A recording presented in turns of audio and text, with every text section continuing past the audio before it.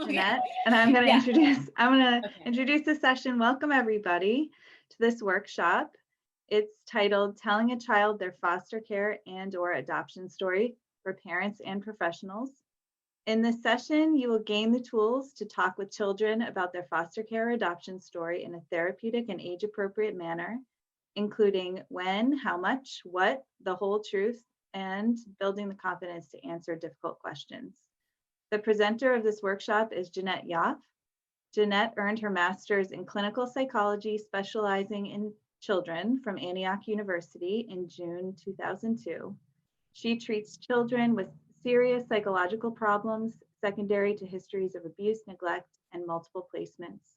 For the past 10 years, she has specialized in the treatment of children who manifest serious deficits in their emotional, cognitive, and behavioral development.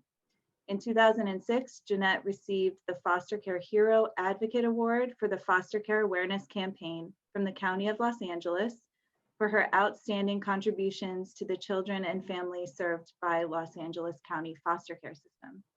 She lives in Los Angeles with her husband, Justin, and her son, Nathan. And for more information on Jeanette, you can visit her website, which I will post in the chat. Before we begin, I'll introduce myself. I'm Samantha Furman, and I will be your moderator today. I'm a licensed social worker and therapist, adoptive parent, and the program director of the Agape program on Long Island. Agape is a program under the coalition. It's a free, supportive program for adoptive and guardianship families. And if anyone has any questions about our program, I'm going to post the link to that program in the chat as well. I want to remind everyone that's here that training certificates are available for this conference, and I will put the link for that in the chat. So basically, I'm just putting links in the chat. We just look for all the links, as well as the book table fundraiser and the other conference workshop links and evaluations. You can look for those in the chat. And with that, please welcome Jeanette. We will be taking questions at the end, so feel free to post questions in the chat and I'll read them at the end for Jeanette. Welcome, Jeanette. Thanks for being here. Thank you for having me. I'm so happy to be here with my New York family in New York. I was born and raised in New York, raised in foster care in the New York State foster care system, and was adopted at the age of 7.5. And I would not be here without my foster and adoptive family who supported me growing up, providing me with an education and the support that I needed. And so today I'm going to share with you the work that I do with children here in Los Angeles, telling a child their foster care and adoption story. So we're going to jump right in because this is a broad topic and there's going to be plenty of questions, I'm sure. And what I want to say is each child's story is different. There's no cookie cutter approach. Even I need to sit back and hear the child's story and think about how are we going to tell them the story age appropriate. So it's going to take a lot of exploring, processing, sitting back. So the first question we get is, when do I tell a child their story? Well, as early as possible, as soon as possible, as soon as you are educated, as soon as you have the resources available. That's books, interventions that I'm going to teach you today that you will want to support your child with their story age appropriate. And trust me, if you don't do this with them, they will do this for you. Okay. And we don't want that to happen because when they do it on their own, they can have secondary trauma.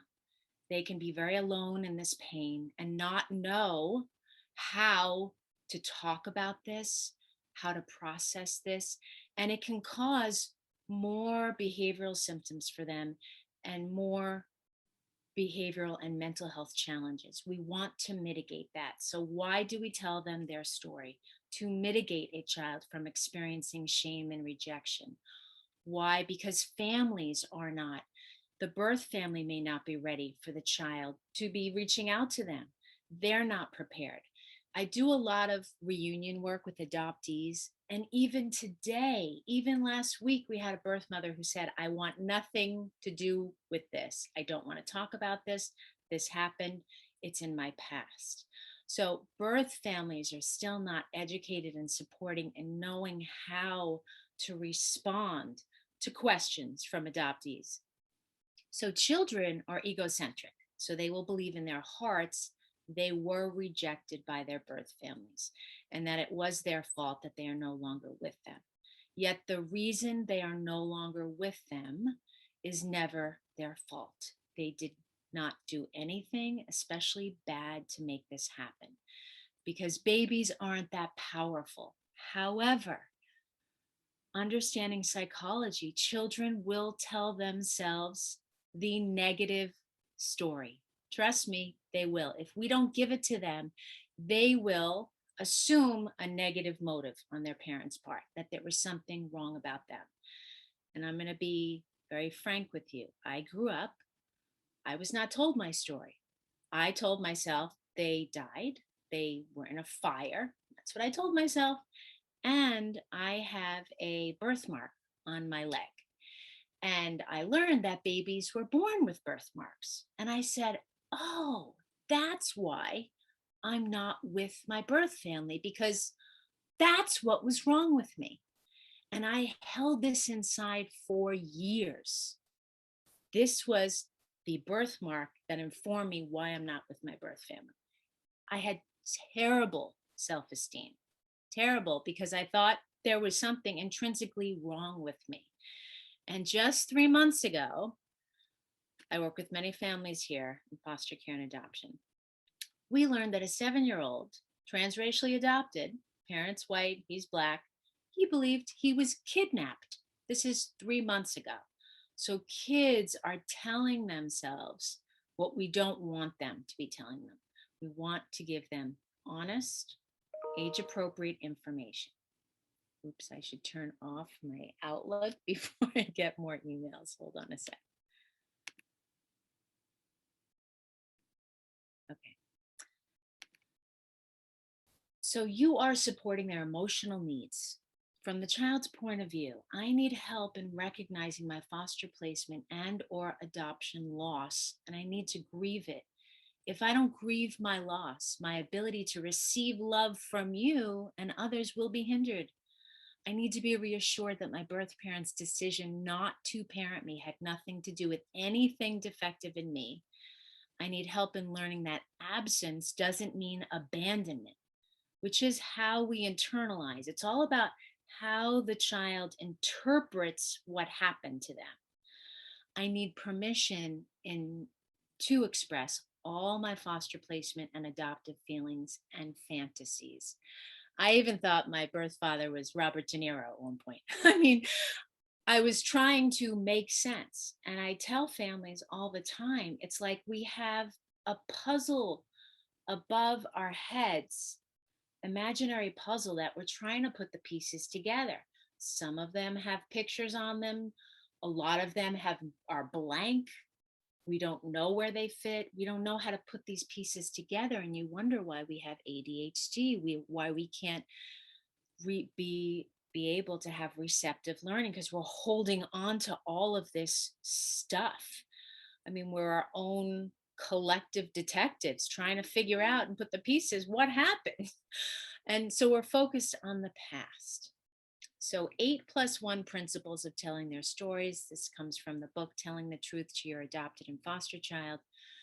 Use positive adoption language. We're going to go through some of that. Don't try to fix the pain in adoption. And here's what is triggering for parents, because, and I don't mean to be graphic, but it's, when do you cut off the left arm? Now or in 2 weeks? It's going to be painful regardless to tell your child what happened. You're going to have emotion. You can't be stoic. You're going to feel and join with your child's pain, but you can't fix that part for them. And it's their part to fix. And it's a lifelong process. And even the word fix, we are always healing, never fully healed. So we will be going through this for the rest of our lives, making sense of what happened to us. So get comfortable with initiating the conversation about foster care and adoption. We don't lie to a child about the past or a birth family member. We share information, developmentally appropriate. Omissions are okay until the age of 12. Then by adolescence, all information is best to be shared. My parents gave me a card that my birth father wrote me when I was 17. And I looked at them and I'm thinking, what else haven't you given me? I'm 17 now. They thought they were providing me with the information, but it caused for me a mistrust in them, feeling that they're keeping information from me. I needed it earlier. I needed to know this earlier. So we want to provide as much as we can. Allow anger to be expressed towards a birth family member without joining in. Consider asking questions instead of telling. What do you remember? Do you have any questions? Do you wonder about them? If information is challenging, seek out an adoption competent therapist. If the child refuses to resist or resists the conversation, they are not ready. Never force, never do an open adoption because you were told, oh, children need to meet their birth families. I had one family do that without consulting an adoption professional. And the child was completely confused. She's in the car and they said, what was it like meeting your birth mother? And she said, who was my birth mother? She didn't even know who her birth mother was. So the parents had a whole agenda, but they didn't prepare the child for the experience. So ask permission first. This is a big one for me, before relaying information, so the child feels a sense of control. We may think they're ready, but they may not be ready. So we want to ask them first. So prepare. If you have letters, photos, make copies of the original so you can let the child see and they can touch the original, but keep copies because they will want to look at it, maybe put it in a frame. Sometimes kids have a multitude of reactions. They may rip up a picture. They may do all sorts of things. They may draw on the picture and then you're like, that's the original. So give them the copy, keep the original. If you have baby items, blankets, dolls, baby bracelets, let the child see, touch, and explore them and keep them in a safe space to be preserved. Write down their story. I always have parents, I go, just do a stream of consciousness, write down everything you know about their story. Don't edit, don't censor. This is for us, the big people, to get it straight. Because I'm going to point out and want you to point out positive pieces, the good stuff. We may not, as adults, realize the smallest moments. She held you for 5 minutes and cried. What does that inform a child? Oh, this was really hard for her. She held me for 5 minutes. That 5 minutes was a big deal. That's a big deal for a lot of kids. Or, and she kissed you twice on the head. She kissed me twice on the head. These little pieces, because this is so painful and hard, and the ambiguous loss. Here's the piece. There's a balance. We have to balance the loss and the love together. That's what's so hard here. And I get emotional too. It's hard. When I show kids pictures of their birth mothers, it's hard. I sit with them. It's not easy, and that's okay. So we're going to get comfortable with this not being easy. There's no easiness about this. So you're going to do rehearsals, practice answering tough questions with a listening partner, a therapist, another parent, your spouse, your partner, so that you can play out the different scenarios that, guess what, you're going to get. It's not when, it's not if, it's when it's going to happen. So here's my list of avoids. She gave you away. This has been a phrase going around for years, okay? Most of the time, children are separated from their family of origin because they were unable to keep them safe from harm or danger, keep food on the table, pay the bills, or heal their addictions. Not because the parent physically said, oh, here, I can't. There was some circumstance in that mother's or father's life. And then they use the term, the phrase, made an adoption plan. She loved you very much. Telling a child just generally, and this is an easy way out for parents, telling a child their birth mother chose adoption because she loved them can cause a child to come to the conclusion that if you love me very much, will you give me away? So it leaves the parent in a dilemma, and it doesn't serve the purpose of telling. And it can cause more confusion and actually, for that child, more anxiety. Because you are special or chosen, telling a child this can be problematic. In most cases, children are not chosen. Yes, do we have parents who look at profiles of children? Do we have parents who are even chosen by birth mothers? But having to be special places an incredible burden for a child who may worry they cannot live up to the expectation. Instead, put the emphasis on how unique and special it is for a family to be formed through adoption. And if you've seen the documentary Unlocking the Heart of Adoption, the Vietnamese adoptee was told he was special and he ended up committing suicide. He had such a burden. It is not helpful. It doesn't boost our self-esteem, it lowers it. Avoid saying they were poor. Although this may be true, it is best not to overemphasize this, because if your current family were to encounter a financial crisis, the child may conclude they may go to another home and be adopted all over again. If this is the only answer, why reassure them over and over that financial problems would not cause a separation.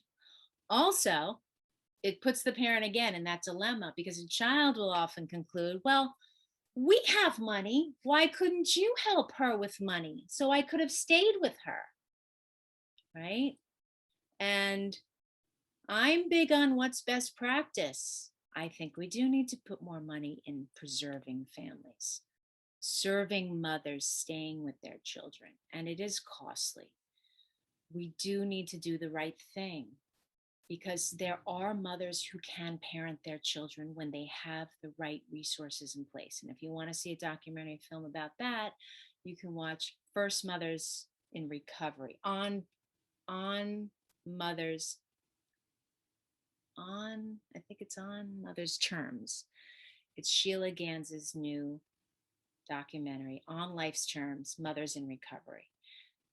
Wonderful documentary, highly recommended, about what is best practice supporting mothers and children. Avoid saying they were not good for you or bad and we rescued you. That whole rescue narrative. It is best not to depict the birth parents as bad.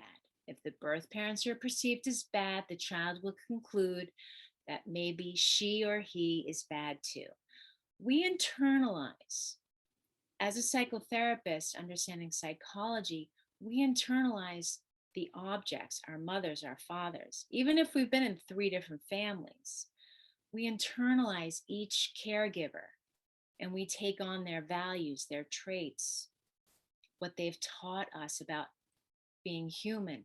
So even if the birth parents were abusive, it is better and still true to simply say they were not able to handle being parents at that time.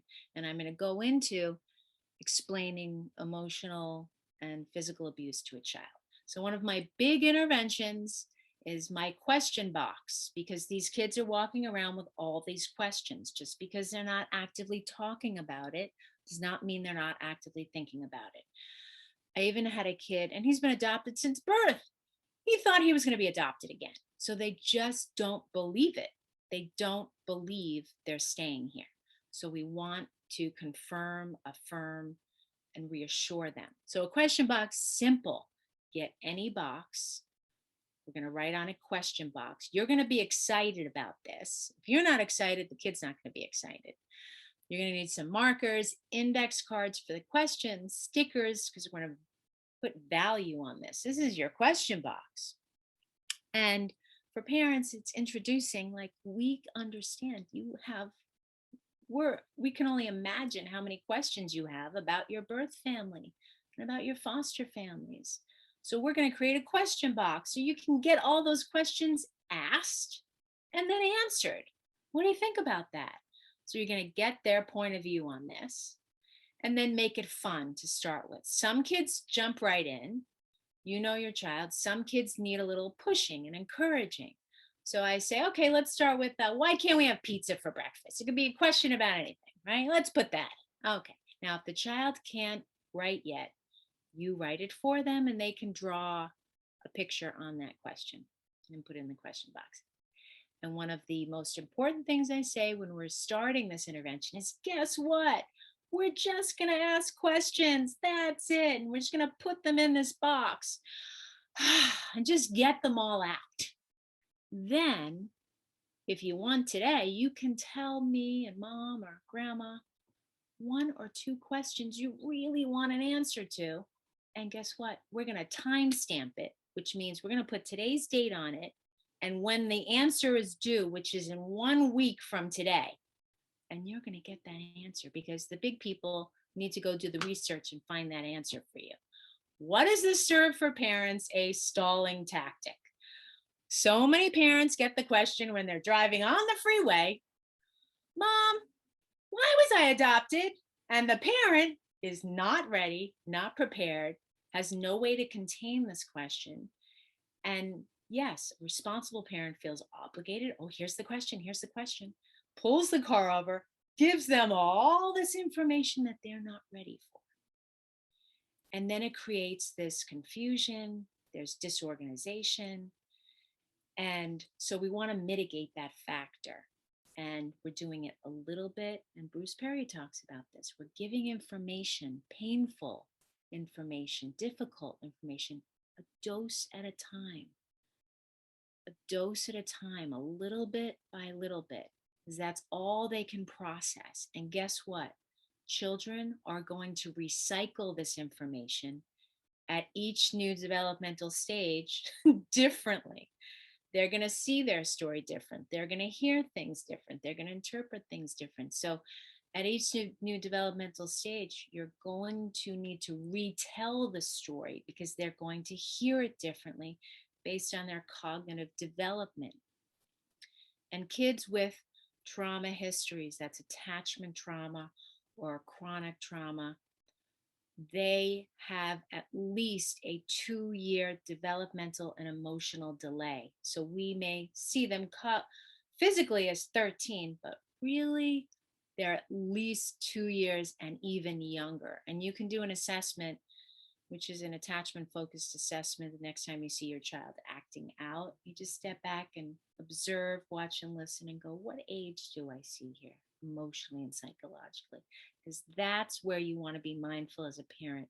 That's where you want to approach them at that age. Because kids can look 13, but really emotionally and psychologically, they're 3. And they need things done carefully so they can process all of this information. So having said that, you put the questions in the question box. Now you have a container. So the next time you're in the car and the child says, Mom, why did my mom do drugs? You take a breath. That's a great question for your question box. We're going to put that in right when we get home. What are we doing? Acknowledging and providing permission and space to ask these questions. I was a kid. I had so many questions. I was in foster care for 6 years. Then I had visits of 2 other families that I guess didn't want me. And then I was adopted. So for me, I didn't know how to organize this until I was 13. And that's when I entered foster care because that's when I had suicidal ideation. So we need to really be mindful. This can cause mental health challenges for a child. So here are common questions for kids. Why am I in foster care? What happened to my mommy and daddy? And these are samples for you to say, I'm wondering if you have this question. If a child doesn't know how to ask, they also don't have the language. So here's some samples of questions. And when you do the answer, the week later, you are going to sit down and let them know, guess what? We have the answer to that question. When would you like the answer? Because they may not want the answer. They may not be ready. Now, when there's really big information, I ask parents to, like, for instance, starting this, you're not going to start this in the middle of a week, especially when we've got 3 weeks left of school. There's a lot going on right now. You're going to do this after school ends, right? Then you're going to introduce this because now you have all summer to process. You're spending more time together. Could be less work. You can talk to them through these questions and answers, and they have a lot of downtime to process it. And when you get the answer, you can write it down on the card, which is fantastic. You have your answer, and then you can read it to the child when they're ready, and then you can staple it to the question. You can put it in their life book, or you can create an answer box. Very simple, and is a psychological and emotional container for the child and the parent. So the common myth is it true that you can start when they are babies? Yes. Talking about their story, why this is important for the mother, the new mother, to process out loud what their baby has gone through. You miss your mother. You miss your connection. You've lost something very important. Babies do form attachments to their mothers in the womb. And it's hard for some parents to really take this in. It's really hard. But it will make your life easier once you come to a place of acceptance of this. Because that's truly what a mother wants, that intimacy with her baby. You lost something very important. I'm not the mom you expected. I don't smell like her. I don't sound like her. I'm different. And I love you, and I'm going to stay here with you. That must have been very difficult to have to carry around all these big feelings. I'm so sorry for your loss. And my mom, who I love very much, I cried a lot. I cried a lot. I was one of those kids. I was always hard on myself, low self-esteem. And she didn't know what to do because she didn't have this education. And she would say, stop feeling sorry for yourself. And of course I stopped. I just stuffed it, caused more anxiety. But what I really needed her to do was, I'm so sorry. You feel so sorry for yourself. You have a lot to feel sorry for. I needed her to say that to me. And I know that would have been painful for her, but that's okay. We need our parents to feel our pain with us. Then we feel human, because a big part of this is we feel like we don't exist. So when we get that validation, somebody sees me, wow, she actually feels what I feel. We feel alive. We feel heard, seen, and received. So here we go. Ages 3 to 5. Children at this age are concrete. They learn through play, see things as magical, symbolic. They're egocentric thinkers. They're not logical. They believe the world revolves around them. They can't differentiate between being adopted and being born into a family. This time is laying the foundation of comfortability talking about adoption. So you can make lots of mistakes. It's okay. Tips for professionals: be concrete and simple. Use props as dolls, drawings, plenty of books. I have a whole book list, and you have a link to that on a multitude of topics. Stay relaxed and factual. Keep in mind that children usually feel good about being adopted, but will still have confusion and questions. Keep it short and sweet. KISS. Only answer the question that the child asks. Why was I adopted? Was I born in your tummy? No, you were not born in my tummy. You were born in another woman's tummy.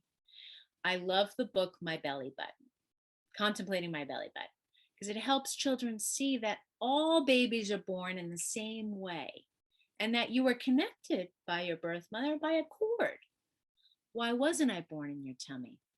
I was not able at that time to grow a baby in my tummy. Simple. Keep it short and sweet.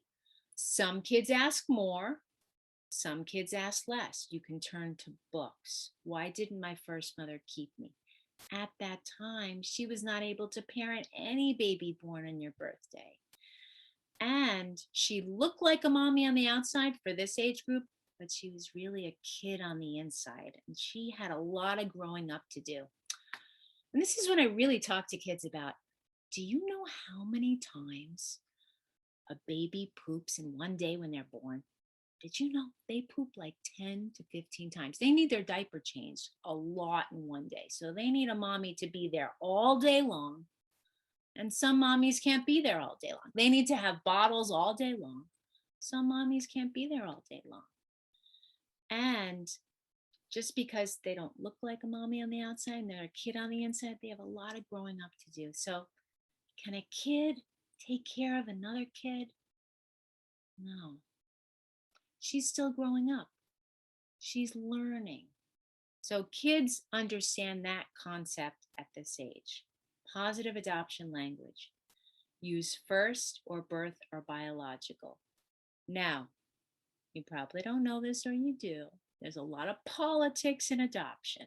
And what we call each other can be controversial. Some mothers do not like the term birth mother. It implies she's a breeder.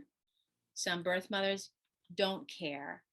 I always ask the child, what do you want to call her? It is their choice. And really, birth mothers, they feel very hurt when they're called tummy mommy. It's hurtful. It really, really is. So let's either call them by their names. Let's respect them. First mother, yes, they may be first mother. Doesn't mean you're second mother or you're anything less. The child can have love for all their families. And I tell kids a lot. It's not about choosing. You can have love for your birth family, your foster family, and your adoptive family at the same time. There's no limit to the love. Parent, rather than labeling foster or adoptive parent, you are a parent first. International or intercounty adoption rather than foreign adoption. Was adopted rather than is adopted. You were adopted. That was an event, not a condition. Now, some kids do identify with being adopted, and that's okay. I am adopted. Okay, great. You are adopted. And it is also an event. What happens when you are adopted? And you go to court and you can tell them the story about that. Now, two things I want to say. I'm an attachment focused family therapist. When we are relaying information, we want to stay curious in our tone. And when we're curious, our voice changes to a high C, which actually respects the listener and creates an openness in the conversation. It's not just one person has one say about this. It's tell me more, or I want to tell you the story of your adoption. It actually, the listener comes right in and wants to hear the story. So when parents explain difficult information, you can start with, I want to tell you the story to answer your question. Every baby is born to a man and a woman. Families form in many ways. Babies can live with the family they were born in, or babies can live with a family that adopts them. Sometimes a woman can grow a baby in her tummy and she adopts a baby. Sometimes a mom and dad can't take care of a baby who was born to them, so they find another family to raise them. Why did you adopt me? We wanted a child to love and take care of. Simple, to the point. Why was I born in your tummy? Your dad and mom and I couldn't make a baby. We wanted a baby to love and take care of. You grew inside your birth mother's tummy just like all babies do. And when it was time for you to be born, you came out of your birth mommy's tummy just like all babies do. Then we adopted you. Clear. 3 to 5-year-olds do not understand infertility. You're not going to go there. Not going to go there. Okay, keep it short and sweet. You will get there later, trust me. Why didn't my first mother keep me? Sometimes a man and a woman give birth to a child and there are grown-up problems, like big grown-up problems that keep them from being able to take care of any baby at that time. and they make a plan for adoption. This is 3 to 5. Concrete. What does my first mother look like? If you know what she looks like, you can describe her. If not, that's a great question for the question box, right? And there is a wonderful book, I Don't Have Your Eyes. And it talks about how they may not have the same eyes as their parent, but they have the same eyes, same way of looking at things. Now, we can explore that you have brown hair, maybe your birth mother has brown hair. You have olive skin, maybe your birth mother has olive skin. So you can wonder with your child. Let's wonder together what she may look like. I can imagine she looks somewhat like you. So ages 6 to 8. Children at this age face many challenges inside and out because they're going to school now. Kids are seeing their families. They're more in the public. They can understand conception now. They may take being adopted personally. Identity is more complex, asking, who am I? Where did I come from?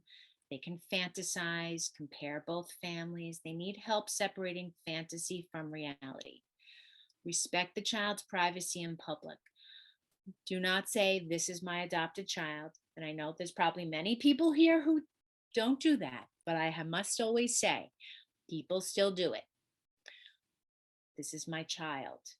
Notice and help kids respond to adopted related teasing. Help kids deflect intrusive questions with the Wise Up model. Look into that. I'm not going to teach that today. Wonder with and have parallel conversations while in the car, walking or cuddling. Support the idea that there are many kinds of ways families are formed. Common questions. What happened? Why was I adopted? It's going to come up again. Parents get confused. She's asking me this again. You need to tell her again. And then she's going to have different questions. Where did I come from? Where did I get my looks? Where do my birth parents live? Do I have siblings? Allow the questions. What's my birth mother's name? What does she look like? Now, we live in a day, we have the internet, right? You're going to give 6 to 8-year-olds the first name. You're not going to give the whole name, okay? They can't tolerate more than that because a child, you do not want to send a child to go to the computer and look her up, and there they see the photo and they are overwhelmed. The first name.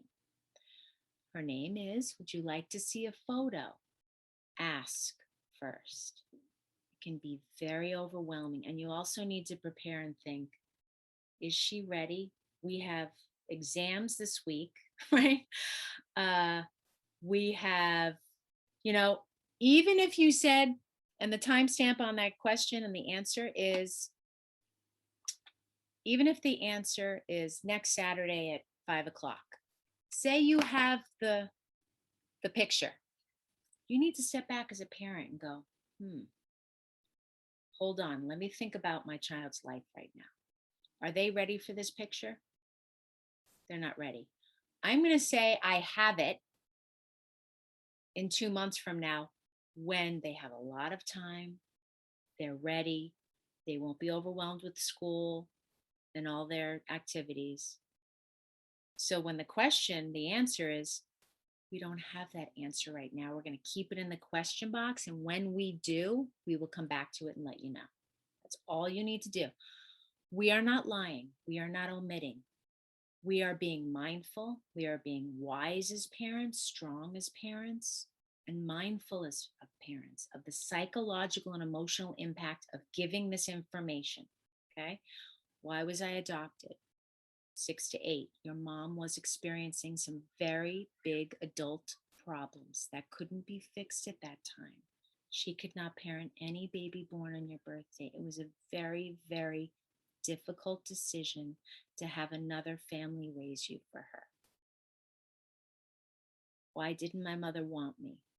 I believe your birth mother was a good person who wanted you to have a home. Where are we putting emphasis? A family and a full life. In her heart, she felt she could not give that to you, putting emphasis on the circumstance. So a plan was made for adoption and we adopted you. I must have been a bad baby for my mother to give me away. There was not anything about you that made your birth mother make a plan for adoption. And when we're giving really big information, because again, I'm attachment informed, I go, can you look at me when I tell you this? Because it's really, really important. We must convey empathy, non-verbally and verbally. And we must hold the birth family as we're sharing this information in high regard. A child needs to see that through the parent's eyes and tone of voice. All babies are wanted, and you needed a mom and a family who could take care of you. And your first mom was not able to give that to you. What am I communicating?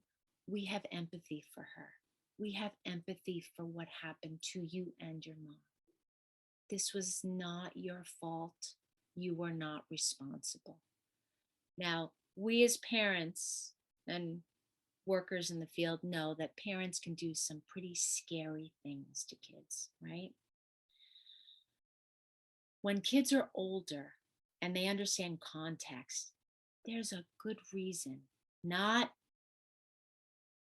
excusing behavior, but explaining why someone abuses, why someone is not able to manage impulse control. And I'm going to go into the emotional, how to explain emotional or physical abuse to a child, because we need to help them separate their parents from their behavior, because they're going to internalize traits of their parents.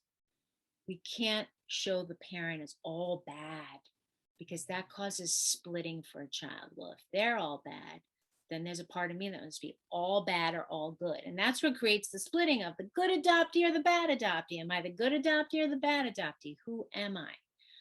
So helping a child separate from the shaming and blaming, this shame is a big part of one of the core issues in adoption.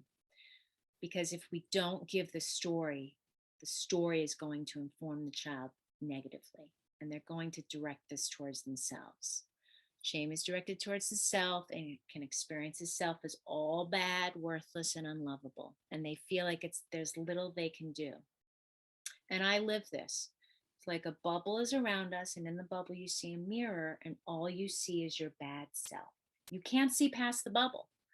That's why we have a hard time when we're in this narcissistic wound, like it's all my fault, it's all woe is me. We have this victim mentality. Excessive shame prevents the development of guilt, where we feel distress towards someone else, but we can't feel distress towards someone else until someone helps us have empathy and compassion for ourselves and all that's happened to us. I believe this is why kids are sent from one home to the other, because parents don't know how to handle these big, big feelings, and children deflect all the time. Red flags are, they're very hard on themselves. They take any criticism personally. It's difficult to make friends. They have a high sensitivity to any perceived sense of rejection. It's really hard. So we need to do the treatment, the shame witch, which actually was inspired from attachment focused parenting. And I created the shame witch now. So the bread on the bottom is you're separating the child from the circumstances in their story that are painful, that are hard. You were born like every other person. You are lovable. And all the fixins, the tuna, the lettuce, the pickle, tomato is where we're putting the emphasis. All children need to be cared of. Some adults are not able to take care of their children. They are still learning how to take care of this themselves. It's not that they won't, they can't. You, bread on top, you are lovable. You are a good person. You're doing the best that you can, and that's good enough. We need to hear the shame witch over and over and over. We need to apply this skill set to ourselves, and parents need to approach us in this way. So in November 2020, when I learned that this child said he believed he was kidnapped, I said, oh my God, and I'm always thinking the child's point of view. So I hired someone to make an animation. What is adoption? Explaining different scenarios for kids so they could say, oh yeah, that's my story. That's what happened to me. And then I put some interventions in there to help kids understand what's going on for them and that it's okay to feel what you're feeling and why you're feeling what you're feeling. So we're going to watch What is Adoption? And it's on my YouTube channel.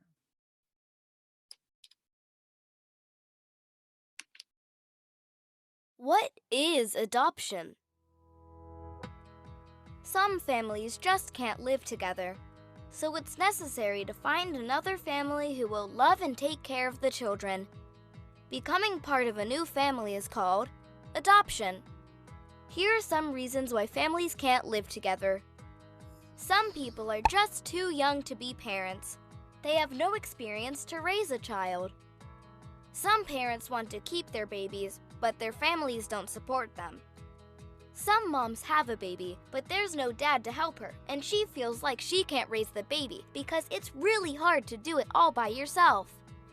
Sometimes the social worker or judge decides it would be best for a child to be adopted because some parents may have a serious problem with drugs or alcohol, not been kind to, or even physically hurt their child and need some parent training. Some may have gotten scared and moved away, leaving the baby all alone. Some parents are unable to provide food, clothing, and even a safe place to live. Some parents may have died. Some parents may be in jail for breaking the law. Some may have had a physical or mental illness and need hospitalization and medical care. Remember, it's not that they don't want to parent, they just can't parent, like a child needs. Most times, there's a team of people working to help keep the family together. Social workers are helpers for parents and are also there to help the children feel safe and cared for. They will try and help solve problems by creating a family case plan. Sometimes the plan calls for a child to live in foster care with foster parents, while their first parents work on problems with the social worker. But if the problems can't be fixed, an adoption plan is made. An adoption plan is made by the first family and a social worker who collectively decide it is the best thing for the health of the child. A judge then helps to finalize the adoption plan and provides a permanent home for the child. So you see, a social worker is a very important person in adoption because they have to find a family that is best for the child and they are there to be kind and supportive. Even still, sometimes finding a family can take a long time, and that's why some kids wait in a foster home, a group home, or with a relative for a while until the parents, social workers, and judge can figure things out. The bottom line is, children need love. When you are adopted, it means you have a new family, a new relationship as a daughter, a son, a sister, or a brother, and you have become a very important part of your new family. It's important because you will be sharing all of life's experiences together. Birthdays, holidays, vacations, and so much more. You will have many questions about your birth family, and you have every right to wonder and know the story of your adoption. Ask your parents by making a question box and see what answers you can find, and what answers you can hold on to in your questions box. You may have numb feelings, you may have angry feelings, you may have, was this all my fault, guilty feelings, which brings along sad and confused feelings.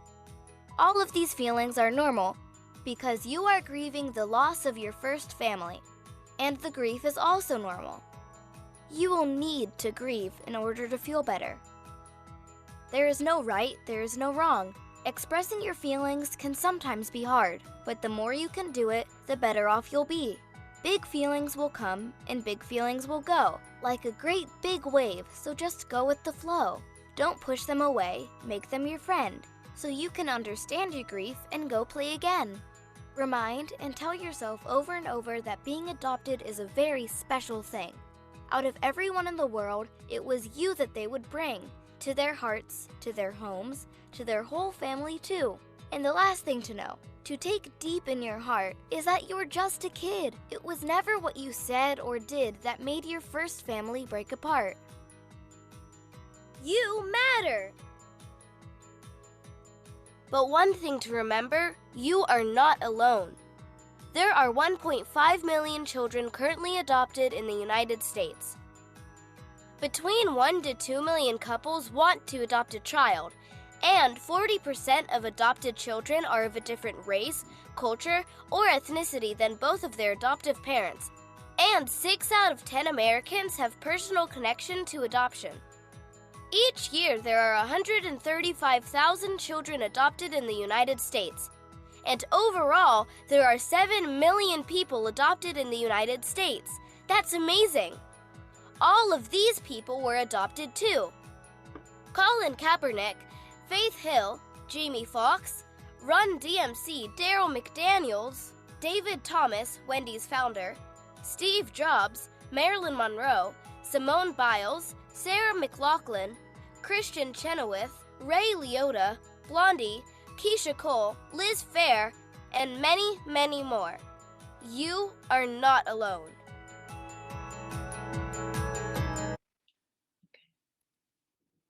So moving quickly because we have 10 minutes. So that has helped kids make sense of and understand what's your story. And it helps them stop and go, oh, that's my story.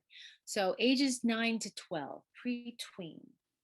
Children at this age, their cognitive development is uneven. There's a lot of moodiness. They may test their parents' attachment to see if they are loved or exhibit extreme compliance. They may withdraw from adoption-related events. So they're just much more aware. That's where they may need more just individualized attention with a therapist. They can feel insecure talking in groups. Questions are deeper. They're face to face with the losses. So we want to ask open-ended questions like, how are you doing? Are you thinking, wondering about your birth mom? Mother's Day is coming up. It's okay if you are. They just need to know that someone's looking out for them. Reassure them they can talk about their feelings, reaffirm sameness and differences, accept anger is easier to have at this age than sadness. It's deflecting. Kids are trying to cope. They don't have adult characteristics. They're vulnerable. A tween age is extremely vulnerable. And especially when they see the differences and they go out in public and everybody looks and they know they're looking and people are questioning and they're curious. So avoid putting a child on the spot about being adopted. They need to know that there are 7 million other adoptees. They are not alone. The losses they face, the loss of their biological family, and they start questioning why? Loss of being a normal family. I wish I could be like other families. Kids this age just want to fit in like everybody else. And they have a lot of differences that they have to contemplate.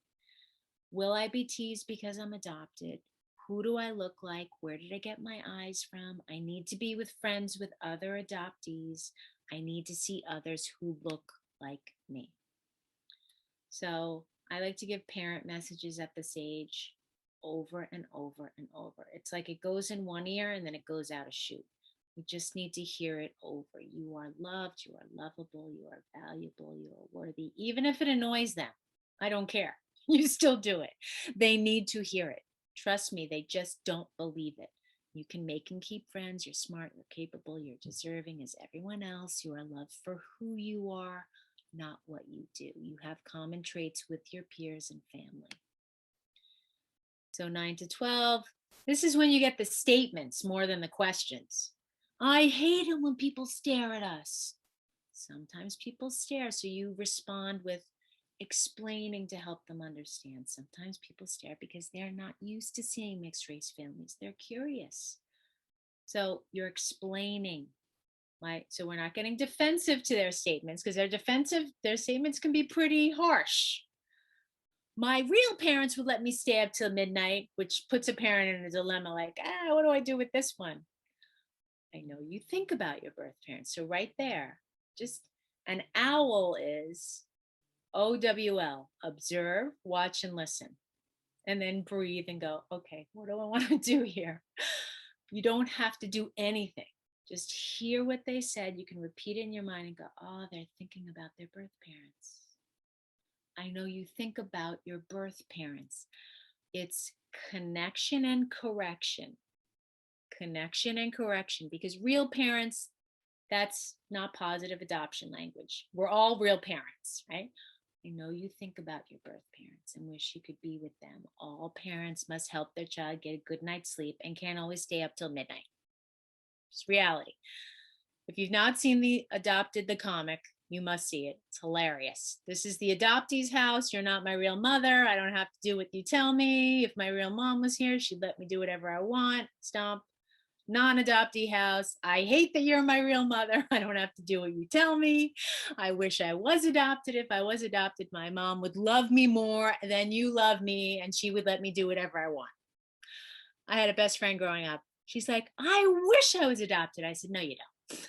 So it's always grass is greener. And show that to tweens. Show that to tweens so they get it. There must have been something really wrong with me. And again, we have a child who believes it was their fault. There was nothing that you did or said that made your birth mother make a plan for adoption. All babies are good babies who need parents to take care of them. And your first mom was not able to do that for you. You are not to blame. Think about emphasis. You have always been valuable. You are a perfectly good baby. It was due to the circumstances in her life. Just think of that sandwich again. In her life at that time, that she was not able to parent.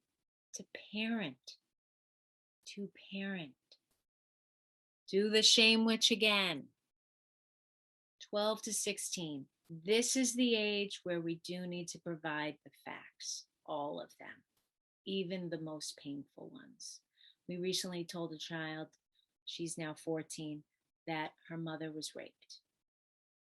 We set the stage. We gave her all the context. We had many opportunities to help her understand why rape happens, why that happens in relationships, what are different scenarios why that happens, so that when she heard that this was her conception story, but not who she is, she could take a step back and have objectivity and understand why that happens. Because if we do not give context, children are going to be confused, overwhelmed, and yes, have a negative view about the situation, because the brain is Velcro for negative experiences. So we need to inform them so they understand the circumstance before it's connected to their story. Okay. So they can struggle to integrate two sets of parents, which causes identity confusion. They can feeling different is like a curse. They want to fit in. Be supportive. Listen. Adolescents need a lot of listening. Give permission and reassurance to talk. Accept their anger is valid. Provide the books, a therapist, a support group with other teen adoptees. Listen, we're not going to do like with the kids, like a box. No, like, we understand you have questions. Let's write them down, and we're going to do our best to get those answers for you. Okay, you're going to treat them as an adolescent who deserves. It's a birthright for them to know what happened, and it's going to help them make sense so they're not stuck in the past. They're able to get in the present, make sense of what happened to them, and begin to focus on their future, which is what adolescence is about, exploring who I want to be in the world. More messages. We are here for you no matter what. I love you. I want you. We want to be with you. We want, and listen, teens want their autonomy too, but there's a balance. Teens also want, they also regress in adolescence. I see you. I hear you. I give you permission to be different from me. I have a teenager right now, so adolescence is hard for any parent. My care is more lasting than your rejection, and adolescents will reject developmentally their parents because they're trying to figure out who they are. This is part of their development. We want to respect that. Yeah, you're trying to figure out who you want to be and what you want for yourself. It is not what you do, but who you are that I love. I will not give up on you. No matter how rejecting, I'm still here. My parents did that for me. I pushed and pushed and pushed. but my mother was still there. She just always would let me know, I accept this. I know we're having a hard time, but I'm not giving up. And I needed that. Thank God. I am proud of you. I have confidence in you. So handling difficult circumstances. It's 11:30. Should I go through this 5 minutes pretty quick? Because we're at the end. Is that okay, everybody? And then I'll do 5 minutes questions. Okay. Like I said, this is a 4-hour training. So you're answering just the question with honesty and patience. Don't think you have to get it all out. Just answer the question. Dose at a time.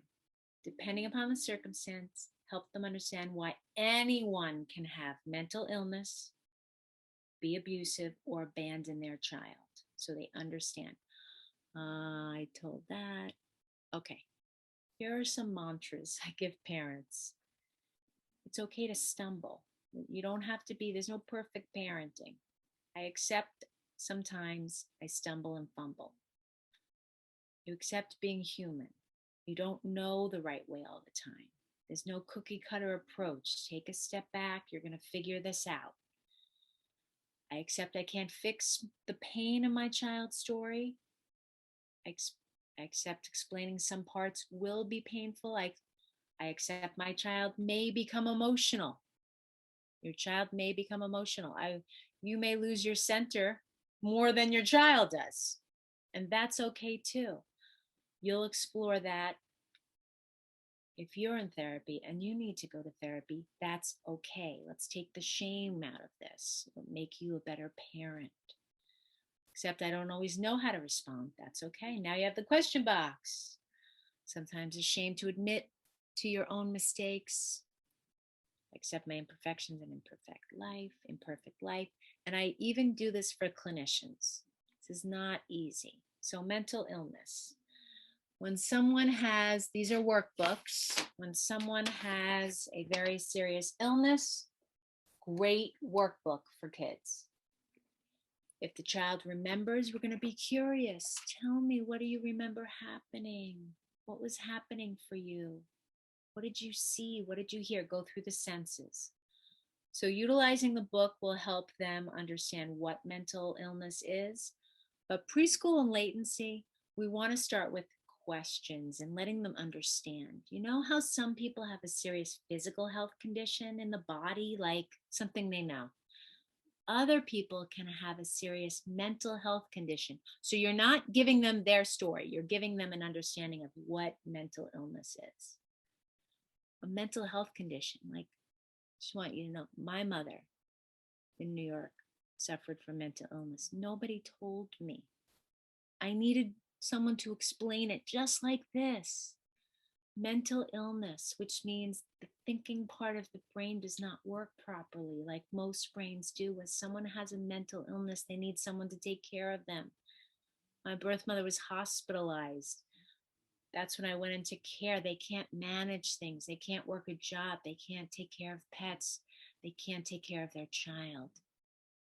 Then when they're ready, your birth mama has this health condition called mental illness. You did not cause this problem in your parents' life. They had it before you were born, if that's true. Tween, like people have a serious physical illness, like something, you know, some people can have what's called mental illness, which means, again, the thinking part of the brain does not work properly. We're giving factual information. Your birth father has a health condition that affects his brain and ability to think well, if you know what it is, because there's many different types of mental illness. Your birth father has a health condition. He was not able to take care of himself, so he needed someone to help take care of him. He was hospitalized for treatment and has been there ever since. He receives medicine to help his brain work better. He cannot live on his own without proper supervision. How do you feel about this? What do you think about this? And you wait. You observe, watch, and listen. Drugs and alcohol. If the child remembers, you ask them. Another workbook, when a family is in trouble. Oh, wait, I'm sorry, that's the wrong one. When a family is in trouble. Great workbook for kids to help them make sense of why someone turns to drugs and alcohol. Do you know we do things by habit without thinking much about it? You know, some habits are good for you, some habits are not, like biking and singing are good. Bad habits, junk food, bad words, smoking. Bad habits are really hard to change and can cause difficult problems for especially a family. And you can have 5 conversations just about bad habits so that they get it. What causes addiction? When someone can't control a bad habit like drugs or alcohol, it's called an addiction. And that can cause a serious health condition. You know what that's called? Alcoholism. I mean, you're just having conversations. You're not relating it to their story. Using too much is toxic. It can cause a person to behave badly. They can even have a bad temper.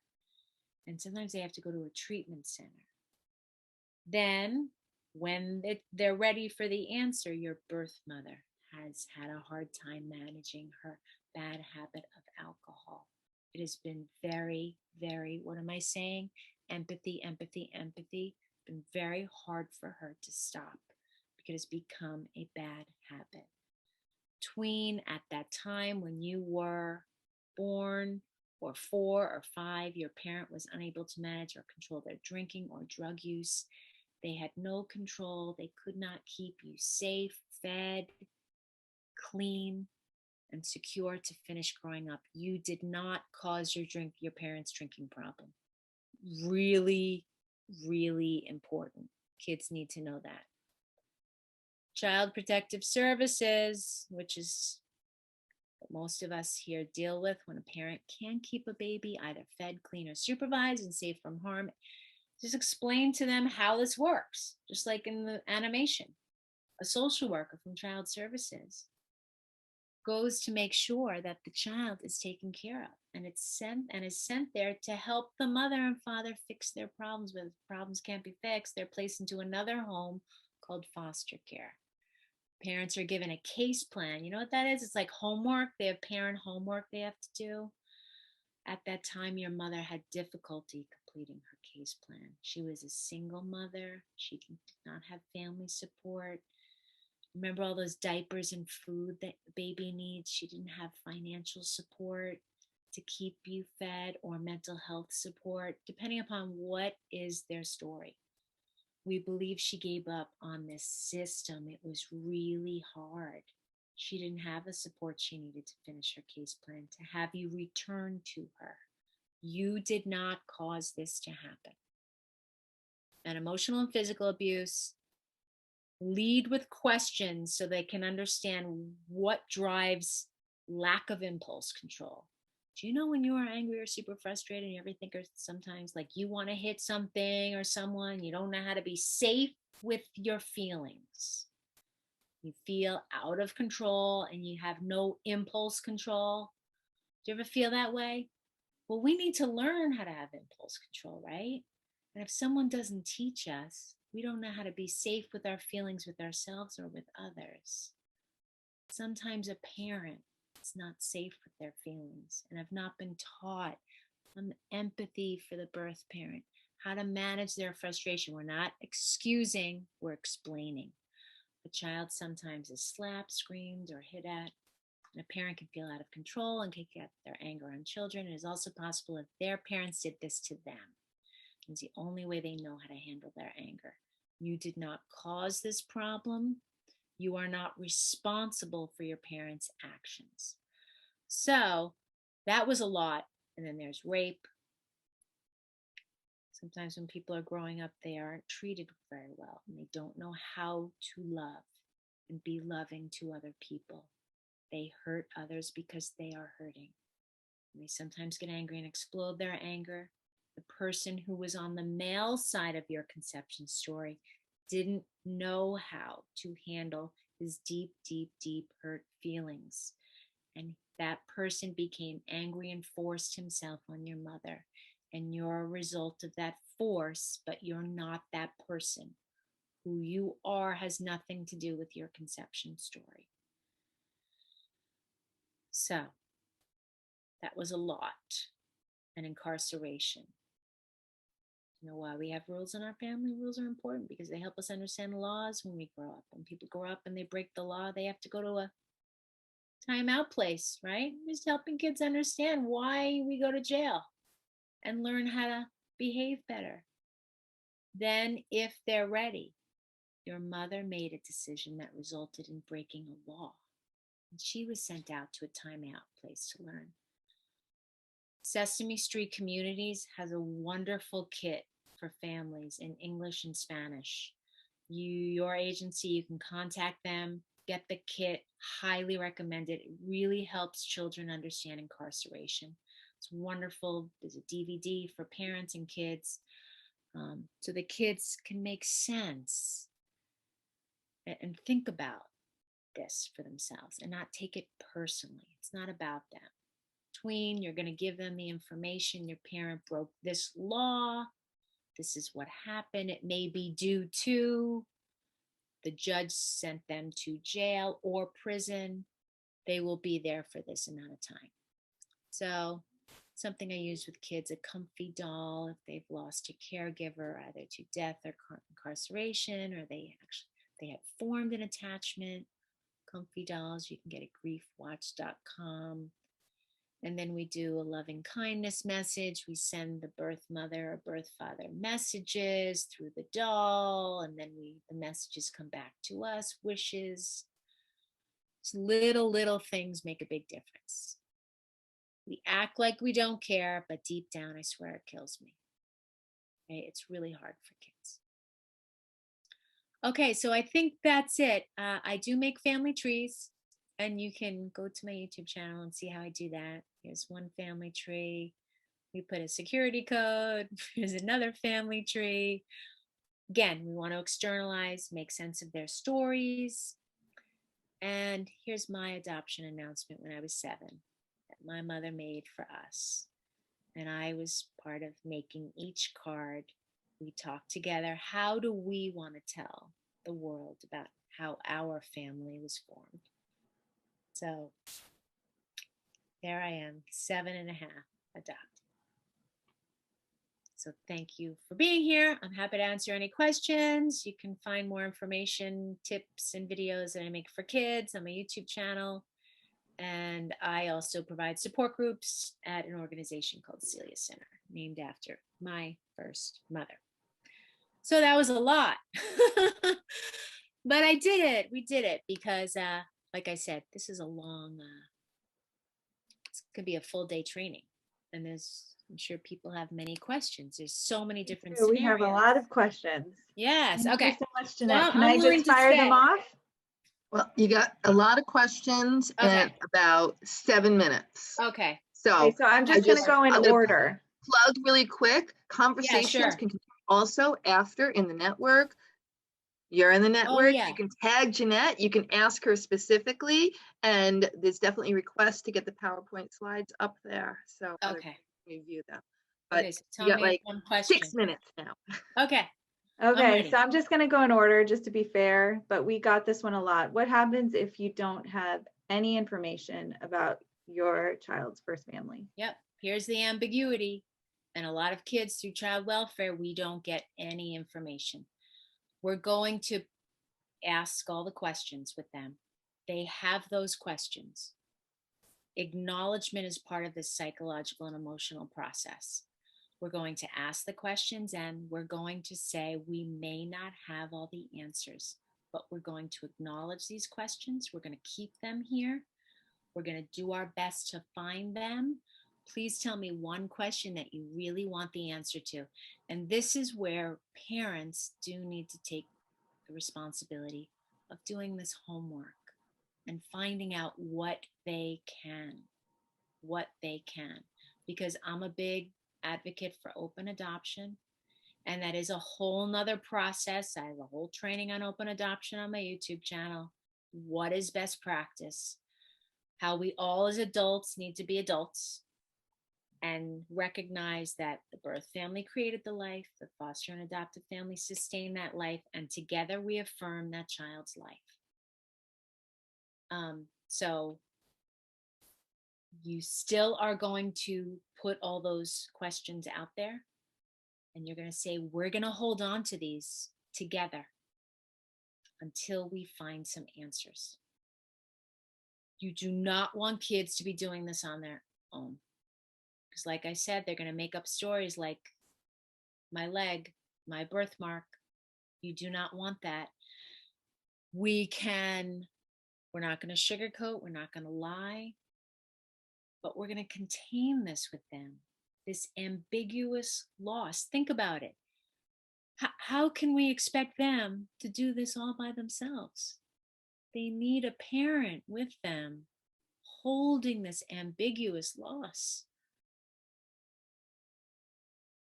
So there's no quick fix, there's no easy answer, but I guarantee you that's going to help a parent go, we need to change something about adoption, where we get information.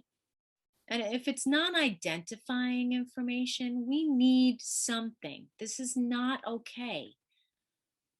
So we do need more parents advocating for children's birthright of knowing medical history, photos. I talk all over Los Angeles. Trust me. I'm going, we got to change the system. The system isn't supporting children. Secrets are insidious.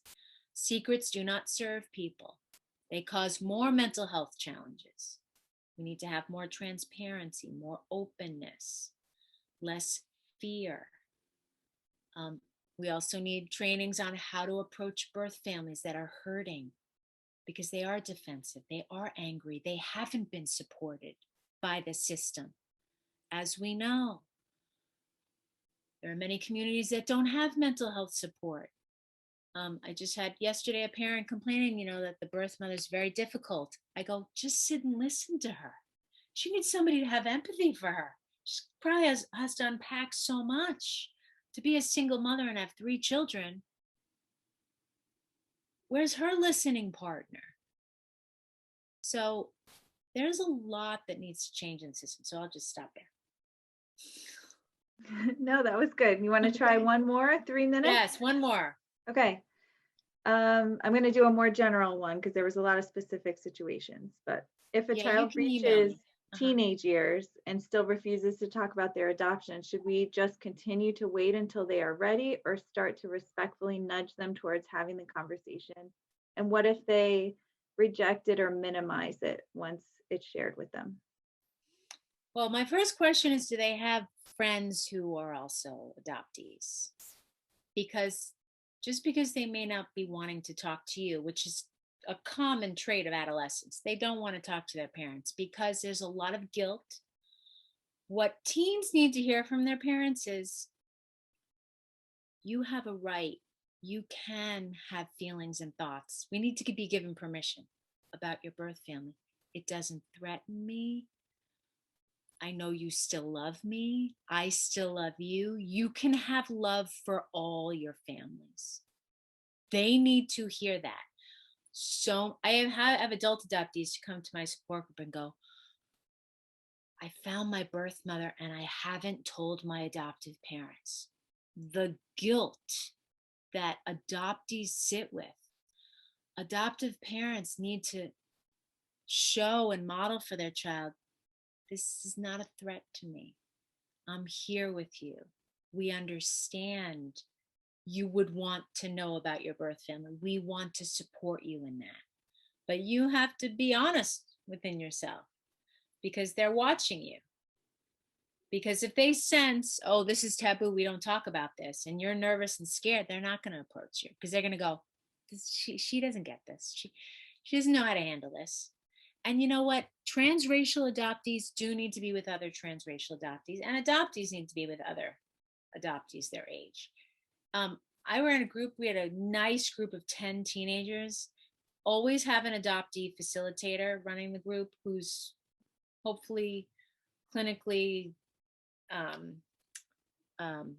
trained, because a lot comes up emotionally. But teens need each other. Really need each other. They need to find a group where they can just chillax and like, somebody gets me. Yeah, this is hard. It's hard for me to talk to my parents because my parents don't get it. And it's true. You don't completely understand. And you can say, you know what? just say the elephant in the room. You know what? I will never completely understand your experience, but I want you to know I'm here and I will do everything I can to support you.